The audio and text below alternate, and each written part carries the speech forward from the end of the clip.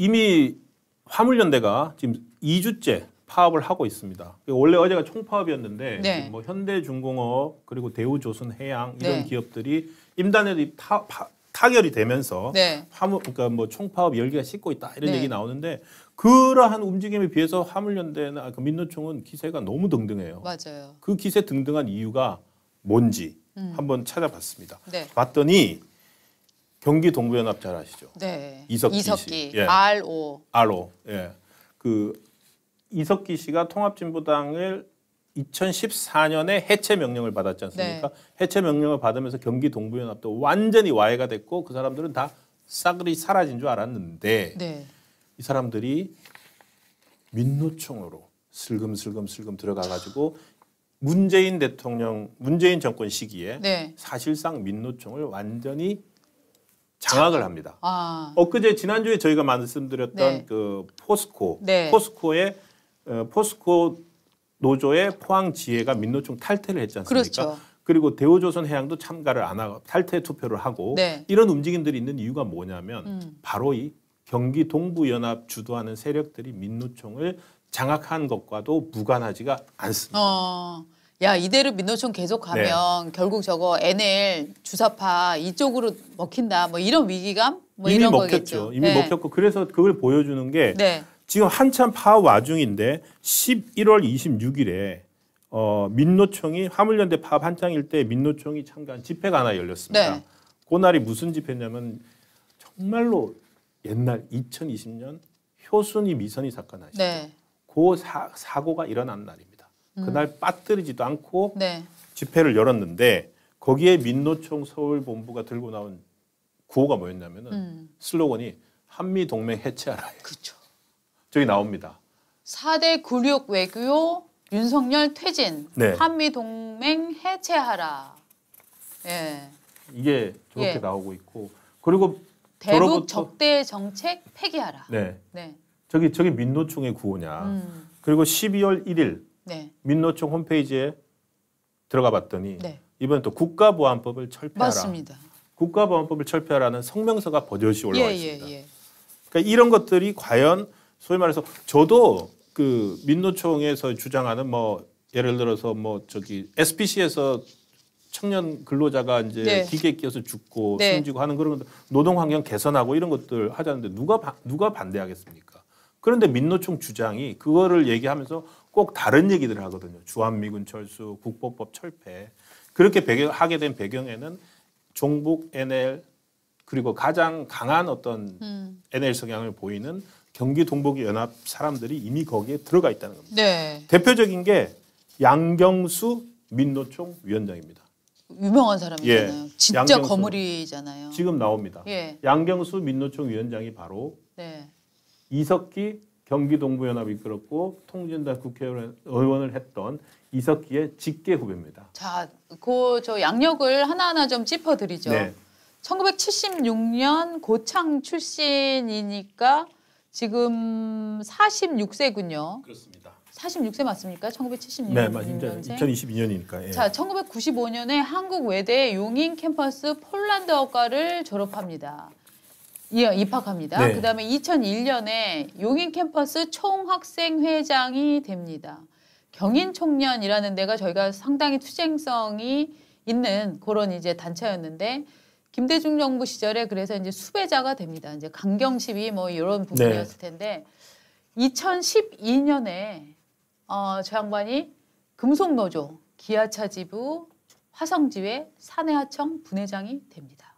기아차 네. 대단한 회사잖아요. 그렇죠. 저때 금속노조인데 네. 저때도 본사가 아니라 네. 하청분해. 네. 그러니까 계속 비정규직 쪽으로 네. 그를 한 겁니다. 네. 그다음에 2017년부터 3년 동안 네. 민주노총 경기본부장을 하고 그다음에 이제 2021년 작년 1월에 제10기 민주노총 위원장이 되는 겁니다. 네. 그래서 민주노총 최초의 경기 동부연합 출신 위원장이 맞습니다. 이제 된 거죠. 그렇습니다. 저렇게 경기 동부연합 출신이 위원장이 되는데 네. 거의 동시다발적으로 네. 그러니까 2014년에 경기 동부연합이 사실은 그 실체가 드러나면서 그렇죠. 완전히 와해가 됐지 않습니까? 경기 동부연합 그때 이석기 그 공소장에 나온 게 네. 너무 놀라웠잖아요. 맞습니다. 뭐냐면은 혁명이 시작되면 뭐 지난번에 불렀던 저 서대문에 있는 KT 지사, 그렇죠. 통신관로, 네, 통신관로 뭐 이런 데를 어떻게 공격을 하고 주요 포스트를 어떻게 공격해서 마비시키고 그렇습니다. 하는 점들이 막 나왔었잖아요. 그렇죠. 이번에 네. 화물연대가 저는 네. 사실은 화물연대가 물류를 멈춰 네. 세상을 멈추자라고 하는 구호가 네. 를 들으면서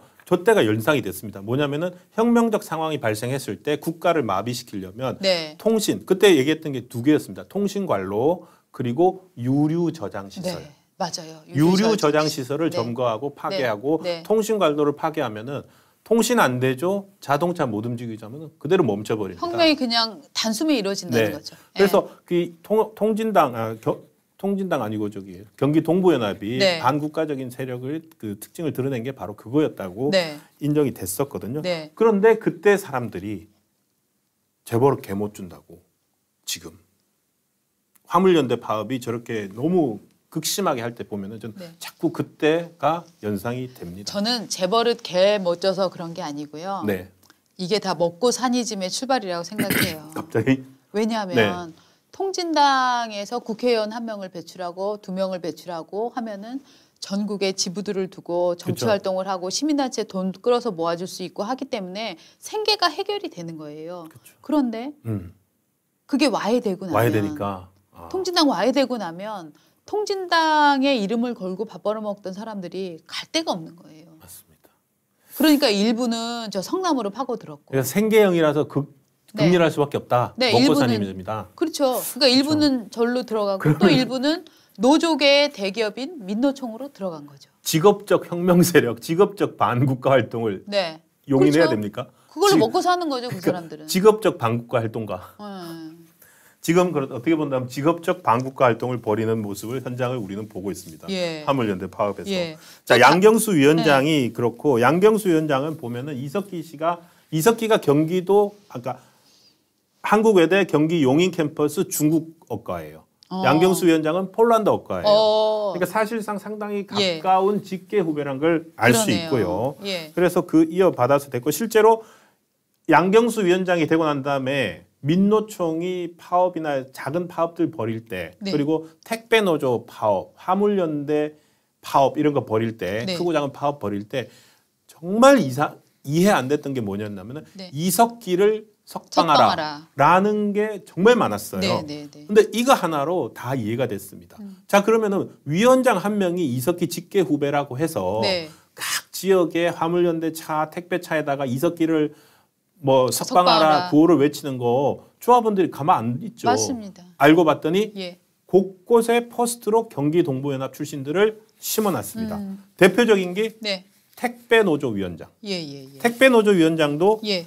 어떤 사람인가 한번 보시죠. 네. 진경호. 진경호. 예. 이분도 그 경기 동부연합 네. 중심으로 해서 활동을 했던 것으로 알려져 있고요. 우리한테 가장 유명한 것은 2006년 노무현 정부 때입니다. 민노총에서 통일위원장을 했습니다. 예, 예. 그러니까 원래 택배 하시던 분이 아니에요. 2006년에 민노총 통일위원장을 했는데 네. 저때 혁명 열사릉에 가서 참배하고 헌화한 4명 중에 한 명입니다. 저 북한 가서 민주 열사릉에 참배하고 이런 사람들은 말이죠. 실제로는 입국도 금지시켜야 돼요. 그렇습니다. 네. 그러니까 국보법 철폐하라는 구호가 잊혀질만 하면은 예. 민노총에서 예. 나오는 이유가 이분들 때문인데 잠깐 말씀을 드리면 저게 이제 2009년, 2006년도 기사입니다. 그러니까 평양에서 저때가 이제 노무현 대통령이랑 김정일 위원장이랑 뭐 이렇게 좋았을 때 아닙니까? 네. 그러니까 평양에서 메이데이 행사가 열립니다. 5일 노동절. 그래서 한국노총, 민주노총 그리고 통일부 다 방북을 함께 했어요. 네. 행사하려고. 네. 그런데 북한 애들이 어디를 데리고 가냐면 슬그머니 혁명 열사릉에 데리고 갑니다. 그래서 한국 노총 사람들이 반대했어요. 뭐야? 왜 이래? 이랬는데 민주노총에서 나온 그리고 민주노총에서도 소수인 저 진경호 위원장이 네. 저걸로 저 사람은 못 이기는 척 따라가 가지고 에이 그냥 우리 그냥 둘러보기만 할게요라고 하면서 갔다가 그걸 그 정도가 아니라 가서 참배를 하고 예. 북한에서 꽃을 갖다 주니까 네. 그 꽃을 갖고 가서 바칩니다. 헌화를 한 거구나. 헌화를 한 겁니다. 정확하게 국보법상 그래서 들어온 다음에 찬양 고무로 네. 처벌을 해야 된다라는 얘기가 네. 있었습니다. 처벌 안 됐을 것 같은데.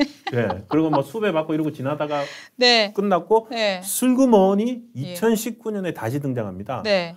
우체국 택배 노조. 예. 그래서 이 사람 이력 중에 아까 이력 중에 초대 우체국 위탁조합 초대위원장이에요. 예. 그러니까 그 전부터 이미 2019년에 초대위원장이 됐는데 그 전에 이미 우리가 택배가 활성화되지 않습니까? 네. 저기가 택배가 6만 명이에요. 택배 그렇죠. 하시는 분들이 그렇죠. 6만 명이나 되는데 저기가 조합으로 들어오면은 어유 세력이 어마어마한 엄청 세력이지 큰 않습니까? 거죠. 예. 저 사람은 민노총 통일위원장 이런 거 했던 민노총에서 조직 활동했던 전문가잖아요. 택배 기사 되는 거예요. 그렇죠. 택배 기사 돼가지고 열심히 활동을 하고 그래가지고는 초대 택배 노조 위원장을 하고 우체국 택배 연합 위원장을 하고 결국에는 지금 택배 노조 위원장까지 된 겁니다. 그러니까 화물연대와 택배 노조 해가지고 저기 공공운수노조가 네. 민노총의 전체 100만 조합원의 20%가 20%를 차지합니다. 엄청 크죠, 세력이. 예. 그래서 화물연대가 장난 네. 아닌 게 네. 저 세가 큰 겁니다. 그렇게 진경호가 있고 또 마트 노조라고 있습니다. 마트 노조. 마트 노조 위원장도 정민정 마트 노조 위원장. 이분도 경기 동부연합 인사 중 한 명으로 거론되는데요. 예. 사실 저거 보면은 다 이 대기업 노조들, 네. 포스코나 뭐 이 현대차나 이런 데하고 무관하게 예. 비정규직에다가 사람 숫자는 많으면서 예. 확보만 되면은 그 민노총 내에서 엄청난 숫자를 확보할 수 있는 예. 소위 말해서 쪽수, 머릿수를 차지할 수 있는 직종이거든요. 그 부분들을 하나씩 다 먹어갔고요. 저 마트 노조 위원장이 양경수 민노총 위원장으로 당선될 때 네. 노골적으로 단체 문자 보내가지고 그때 당시 양경수 위원장이 3번이었는데 3번 찍으라고 했던 그것 때문에 이제 부정선거 의혹도 많이 얘기가 됐었습니다. 그러니까 이게 쪽수로 사실상 지금 네. 이제 확보를 한 거예요. 맞아요. 100만 조합을. 네. 그렇게 있고 또 한 명 빼놓을 수 없는 사람이 저 이재명 시장과 경기 동부연합을 연결시켜준 김미희. 서울대 약대 출신 예, 저희가 운동권. 했었는데, 네. 예. 이분도 사실은 이제 이분은 그냥 이것만 양장만 잠깐 소개하고 가야 되는데 지금 뭐 하시는지 찾아봤더니 성남에서 저희 지난번에 1공단 갔을 때 네. 그 짓고 있던 그 재활병원 있지 않습니까? 네. 그거를 하고 있었습니다. 그리고 저 저기에 재활병원이 말입니다. 네. 공공자가 들어가는 그러니까요. 병원 성남에 지금 성남시 공공의료원이 있거든요. 예. 거기 정말 저걸 이재명 시장이 자기가 저거 완수한다고 해갖고 해놨는데 저기 그야말로 한마디로 온 난장판 병원 의사들도 안 오고 네. 성남 분당에 병원이 정말 많거든요. 네, 그렇죠. 예, 병원이 원래 많은데 분당 서울대병원도 있잖아요. 네, 네. 분당에 서울대병원도 있고 차병원도 있고 재생병원도 있고 네. 그 다음에 성남으로 와서도 꽤 큰 병원들이 있어요. 그런데 저소득층이 갈 만한 병원이 없다라고 하면서 공공병원을 또 만들었는데 저 공공 어린이 공공, 재활병원이잖아요. 저 병원 앞으로 생기면 어떻게 될까요? 정말 운동권들 살판 납니다.